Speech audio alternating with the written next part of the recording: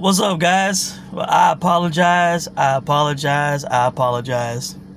failed you. I failed my guys that watch my videos, taking my advice. I actually made a pregame video an hour and a half before kickoff, but unfortunately, I did not upload it because between work and a phone call that had me tied up, I did not get to upload the video before kickoff. All right. I made big bank on this game, all right, off really three small plays, all right. I played Colorado on the money line at a plus 700 on Friday, all right. And then before I made the video that I did not upload, I was going to play them. My eyes got big yet again. A plus 850 DraftKings was given, all right.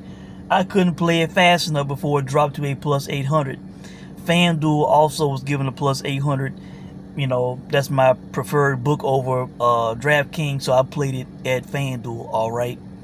And I also played the point spread on Friday. The Oddsmakers had the spread at 20.5 points, guys. That meant that Colorado had to lose by 21 for me to lose that play.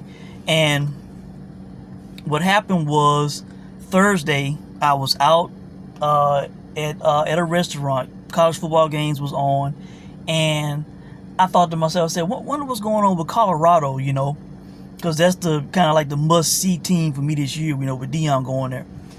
And I pulled up the odds, and I saw that TCU was the point spread was 20.5 points, meaning that they had to beat Colorado by 21. And my eyes got big and I'm kind of shaking my head. Like, I just don't think that a Deion Sanders-led team is going to lose that big. You know, that was just my feeling, all right? And then when I saw, first I was seeing plus 650, then some books had plus 700. I had to play the money line because the odds were too big. I didn't know how it was going to play out. I didn't, for sure think that they would win. The only two players I know on Colorado was Shedeur Sanders and Travis Hunter, all right? But, with the big odds, it didn't take big money to make a big profit on this game, guys. And full disclosure, I did not watch the game.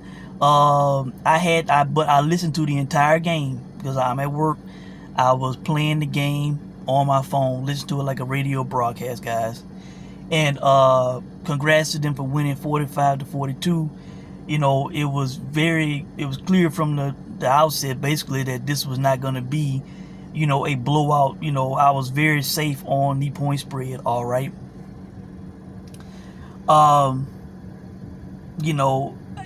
what I said in my pregame video basically was that nobody really knew what these teams were like. These odds and this point spread was basically based on the recent luck or not so great luck of the programs, all right. But both teams were basically new teams, all right, basically revamped teams, completely different rosters. I guess the only thing really in place was TCU's coaching staff, all right. But guys, with it being that way, it basically, it was hard for the odds makers to handicap this game going forward. You will not be able to get a plus 700, plus 850 on Colorado. All right, if they are not, they were not ranked in the top 25, which also caught my eye. They did not give Deion Sanders that kind of respect. I saw a graphic where some ESPN analytics or Fox or whoever it was, I think it was Fox, said that they were only going to win like 2-point-something games this year. And one of the commentators was like, "What, huh?" They are getting their respect now. The odds will be close to going forward unless they just have some bad performances, but I doubt that's going to happen. Can I please get a prop in which I can get Shedeur Sanders and Travis Hunter either one to win the Heisman at like a plus 200 or so? If so, I will go ahead and put down a couple $100 on that right now, today, or whenever it's available. All right. They have 2 Heisman candidates on their team, guys. Travis Hunter is that dude. You know, he was a top 5, if not number 1 overall prospect coming out of high school. Deion Sanders got to go to an HBCU, all right, which was huge, all right. This brother's playing every snap on both sides of the ball, basically, all right. Almost every snap, you know. It's going to be hard for this guy not to win the Heisman, man. You know, it's going to be hard with him getting like 100 yards receiving, you know, making interceptions, making defensive plays. It's going to be hard for this brother not to win the Heisman, all right. Then Shedeur Sanders, man, you know, Shedeur Sanders, you know, is a kid that, you know, has been privileged, man. His dad has afforded to get him the best coaching, the best camps. His dad is a Hall of Fame player, you know, two-way player. Shedeur Sanders is extremely accurate, man. My eyes were not on the game, but every time this brother was dropping back, all the announcers kept saying, completed, caught. You know, it seemed like the only incompletions he had for the most part were drops. Guys couldn't hold on to the ball. You know, if anybody questioned if he could elevate his game from the HBCU level up to Division I, he proved it. Over 500 yards passing. You know, I believe over 40 completions, I believe. You know, right at 40. I can't remember what the exact number was, but man, these guys, man, unbelievable. Really, this game should not have been close. There was a fumble near the end of the first half that led to a touchdown for TCU. They kicked the ball out of bounds shortly after the second half began, all right. That was a short field for TCU. They got a touchdown on that. Then it was a late hit on the quarterback on a third down. They ended up scoring a touchdown off of that, all right. And then the fourth thing, they gave up that big return on the kickoff, all right. Then TCU scored off that. So that's 4 touchdowns that maybe they would have scored, maybe not. But those were almost like gimmies, you know, close to the end zone touchdown type drives for TCU. And if it wasn't for that, guys, this game might not have even been close, all right. I give TCU credit. They battled. They tried. But, man, Deion Sanders, you know, I just did not believe he would get blown out, lose by 21 with this, you know, sort of all-star coaching staff that everybody's been raving about. And, you know, completely turned over the roster except for like 9 players, I believe.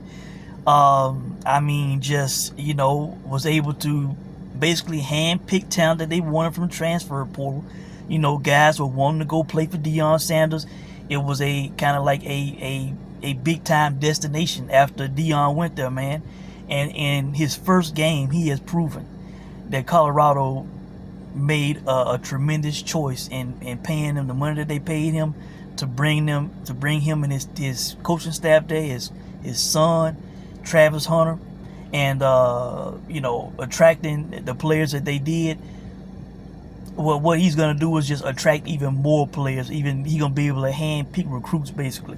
Guys gonna want to come play for Deion Sanders, man. This was huge, guys. You know, and they should be a top 25 ranked team for sure after this win. So, you know, congrats to them. I will be posting the winning bet slip shortly.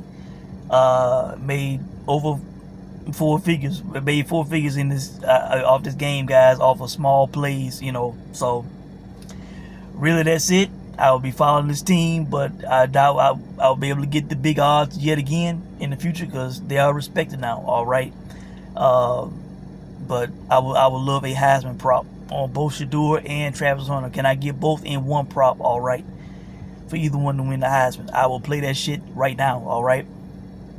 And that's it, guys. I apologize and not get to upload that video. This was a gold mine.